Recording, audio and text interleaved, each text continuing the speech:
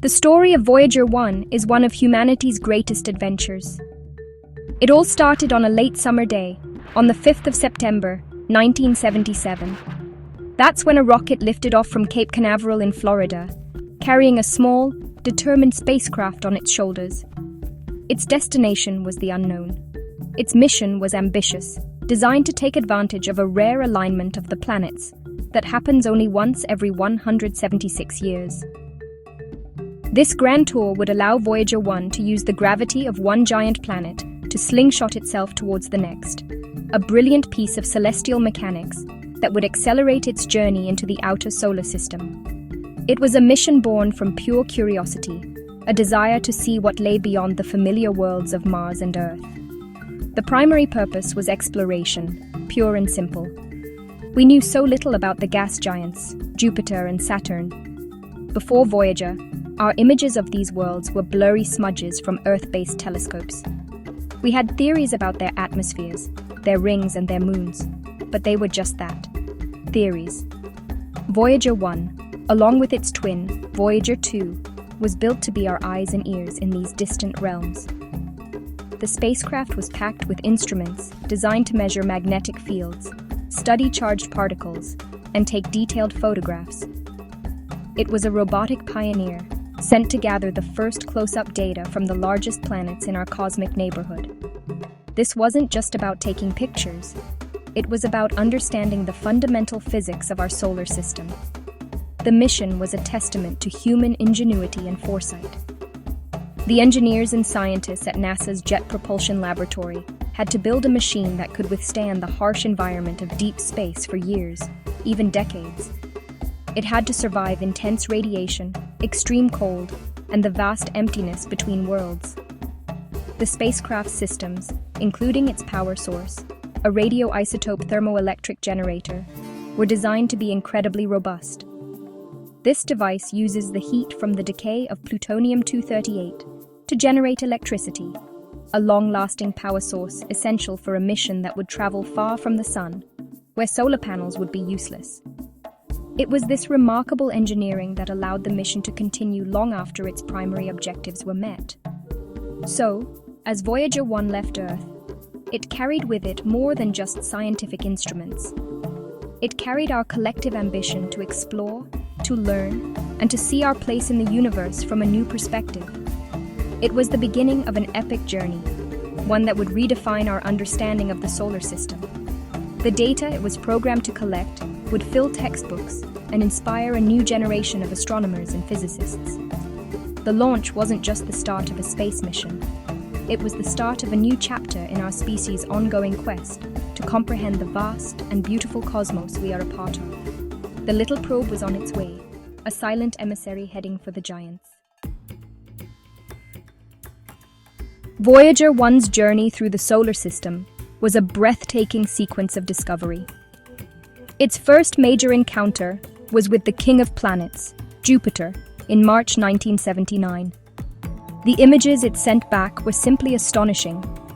For the first time, we saw the Great Red Spot, not as a static feature, but as a colossal, swirling anticyclonic storm, a hurricane larger than our entire planet. We saw the complex, turbulent bands of clouds in Jupiter's atmosphere in mesmerizing detail. The flyby was more than just a photo opportunity. The spacecraft's instruments revealed that Jupiter had faint, dusty rings, something completely unexpected. It was a revelation that changed our view of the gas giant forever, turning it from a distant point of light into a dynamic and complex world. Perhaps even more stunning were the discoveries made around Jupiter's moons. Voyager 1 gave us our first close-up look at the 4 large Galilean moons. On Io, it found active volcanoes erupting with sulfur, making it the most volcanically active body in the entire solar system. This was a complete shock to scientists, who had not expected such geological dynamism so far from the sun. Then there was Europa, a world with a smooth, icy surface crisscrossed by dark lines. The images suggested the tantalizing possibility of a liquid water ocean hidden beneath the ice, a place where life might, just might, exist. These moons were no longer just companions to Jupiter. They were fascinating worlds in their own right. After its spectacular encounter with Jupiter, Voyager 1 used the planet's immense gravity to slingshot itself towards its next target, Saturn. It arrived in November 1980, and once again, it delivered a treasure trove of new knowledge. The spacecraft captured breathtaking images of Saturn's magnificent ring system, revealing intricate structures, braids, and ripples that were far more complex than we had ever imagined. It discovered new rings and tiny shepherd moons that helped to keep the rings in their narrow, well-defined orbits. The data showed that the rings were composed mostly of water ice particles, ranging in size from tiny dust grains to objects as large as a house. During the Saturn flyby, a key decision was made. Mission planners chose to direct Voyager 1 on a path that would take it close to Saturn's largest moon, Titan. This trajectory meant that the spacecraft would be flung out of the plane of the solar system, ending its tour of the planets. It was a worthwhile sacrifice.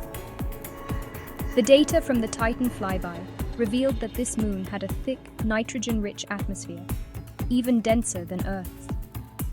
While the hazy orange atmosphere hid the surface from view, the discovery hinted at a complex and fascinating world, one with a weather system based on liquid methane instead of water. With that final, crucial observation, Voyager 1's planetary mission was complete, and its journey towards the stars began. After leaving Saturn behind, Voyager 1 embarked on the longest and loneliest part of its journey, the voyage to interstellar space. For decades, it traveled through the outer reaches of our solar system, a region known as the heliosphere.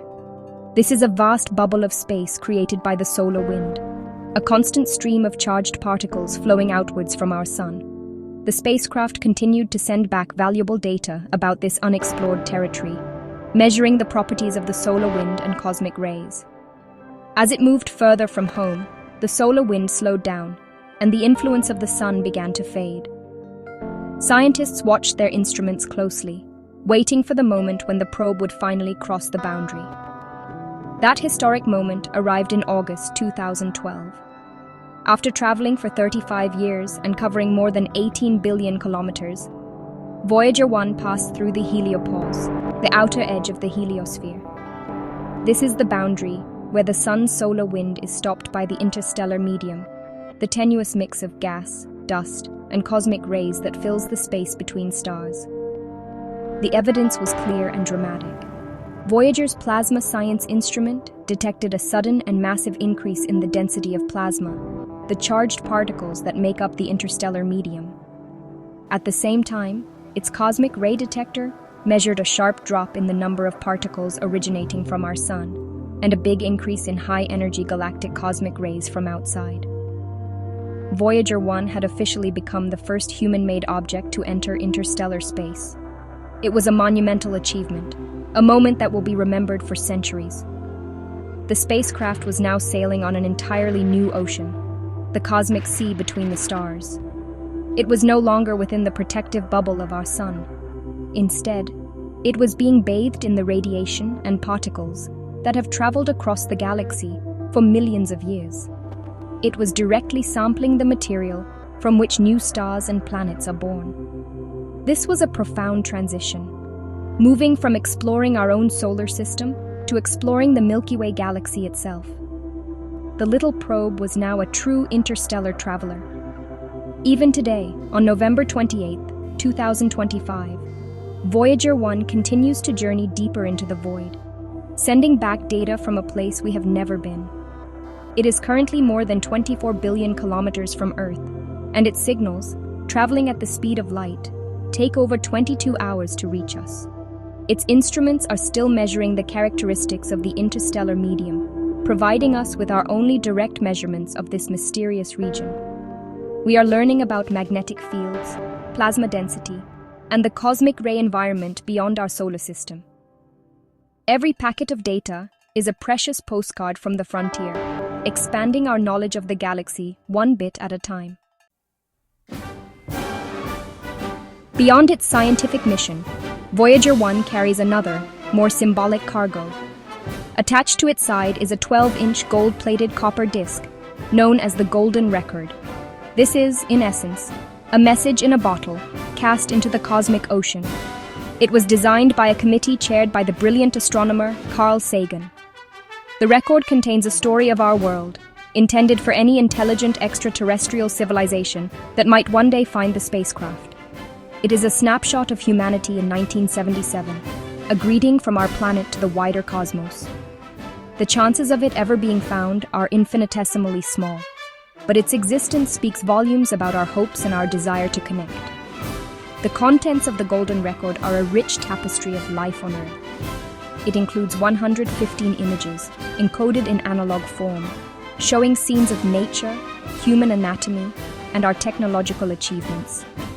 There are diagrams of our solar system, our DNA, and images of people from different cultures eating, drinking, and working. The record also contains a collection of sounds from our planet. You can hear the wind, the rain, the calls of whales and birds, and the sound of a human heartbeat.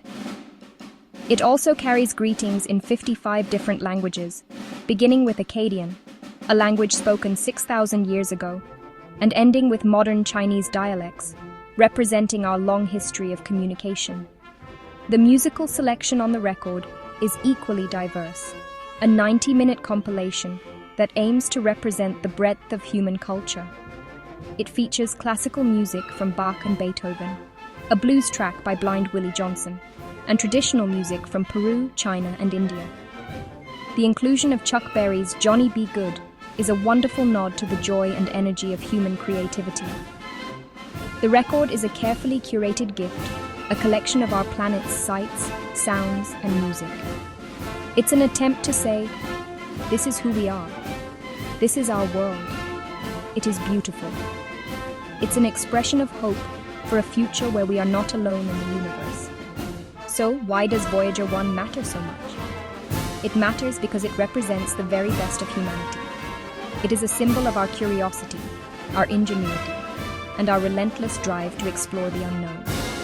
Its scientific discoveries have fundamentally reshaped our understanding of the solar system and have given us our first taste of what lies between the stars.